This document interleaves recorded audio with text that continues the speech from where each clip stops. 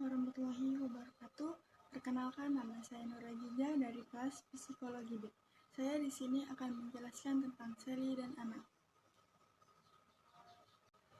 Mari kita simak videonya bersama-sama. Ini bentuknya apa? Kotak. Ini benda apa? Kaca.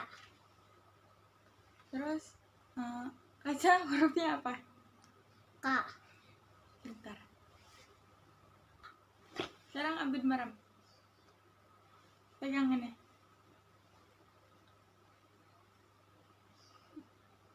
Pegang.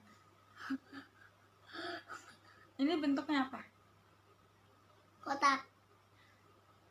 Apa? Ini apa namanya? HP. Sekarang kakak mau tebak-tebakan. Ini apa?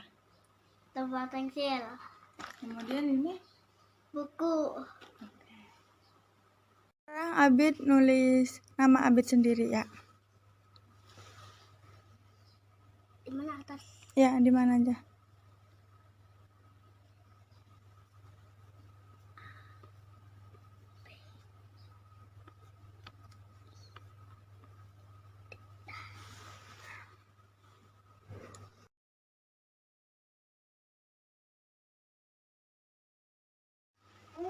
Ini bentuknya apa? Kotak. Terus ini benda apa? Kaca. Langit warnanya biru. Iya. Terus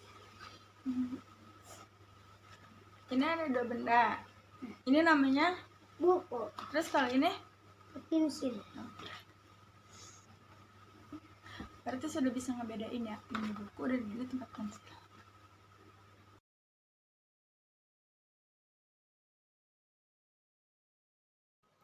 Sekian dari video tersebut. Saya akan menjelaskan tentang perbedaan kognitif dari kedua anak tersebut. Perbedaan kognitif anak usia 4 tahun. Yang pertama, anak usia 4 tahun. Pada usia ini, keterampilan memecahkan masalah menjadi lebih efektif.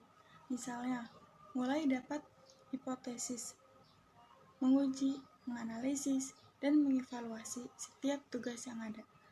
Ia akan mulai merencanakan dan berpikir ke depan, juga melakukan sesuatu untuk tujuan tertentu. Keterampilan komunikasinya juga meningkat, karena sekarang ia dapat mengingat lebih banyak kata yang memampukannya untuk mengkomunikasi perasaan dan emosi. Ia sekarang bisa mengikuti aktivitas dengan peraturan, misalnya permainan kartu dan permainan sederhana lain yang memerlukan giliran, kesabaran, dan kerjasama. Kegiatan yang dapat membantu perkembangan keterampilan kognitif si kecil yang berusia 4 tahun. Bermainlah petak umpet dengan si kecil.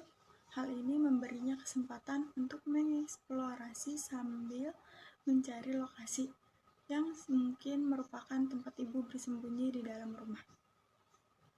Kemudian, mintalah si kecil untuk membantu ibu memilih pakaian yang berbeda berdasarkan pemiliknya.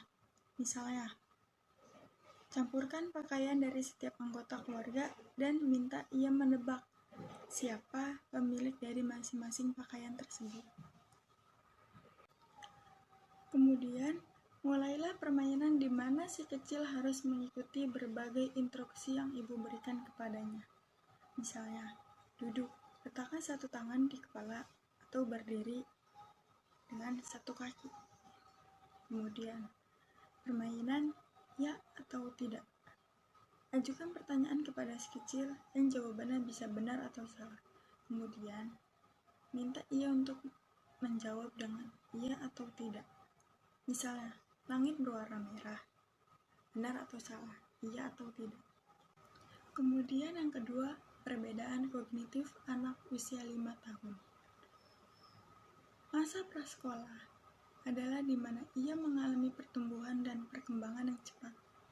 Terutama pada kemampuan berpikirnya, si kecil yang penasaran dan ingin tahu lebih mampu melakukan percakapan. Kosakatanya berkembang. tapi dia juga bisa mengekspresikan perasaan dengan lebih baik. Sebagian besar anak di usia ini menikmati bernyanyi, berirama, dan menyusun kata-kata. Biasanya si kecil juga bisa menghitung 10 atau lebih objek, mengenali setidaknya warna dan 3 bentuk, mengenali huruf, dan akan mencoba menuliskan namanya sendiri jika diajarkan. Kegiatan yang dapat membantu perkembangan keterampilan kognitif si kecil berusia 5 tahun. Yang pertama, mulailah permainan tebak-tebakan. Misalnya, memberikan huruf pertama dari sebuah benda di sekitar.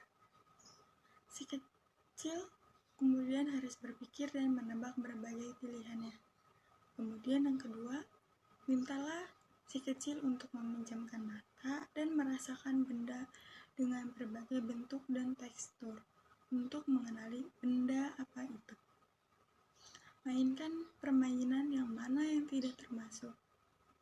Ibu bisa menamai barang-barang seperti buku, majalah, komputer, dan kartu ulang tahun. Dan mengajaknya untuk mengidentifikasi mana yang paling menarik perhatian dan kemudian tawarkan si kecil puzzle yang menantang yang mengharuskan untuk berpikir secara mandiri. Untuk di usia 5 tahun ini, si kecil sudah. Kemudian selanjutnya ada tahap perkembangan kognitif si kecil dalam teori Piaget. Yang termasuk tahap praoperasional. Tahap ini dimulai sekitar 2 tahun dan berlangsung hingga kira-kira 7 tahun. Berarti aku ambil dari umur usia 4 tahun dan 5 tahun. Selama periode ini, anak berpikir pada tingkat simbolik, tapi belum menggunakan operasi kognitif. Artinya, anak tidak bisa menggunakan logika atau mengubah, menggabungkan, atau memisahkan ide dan pikiran.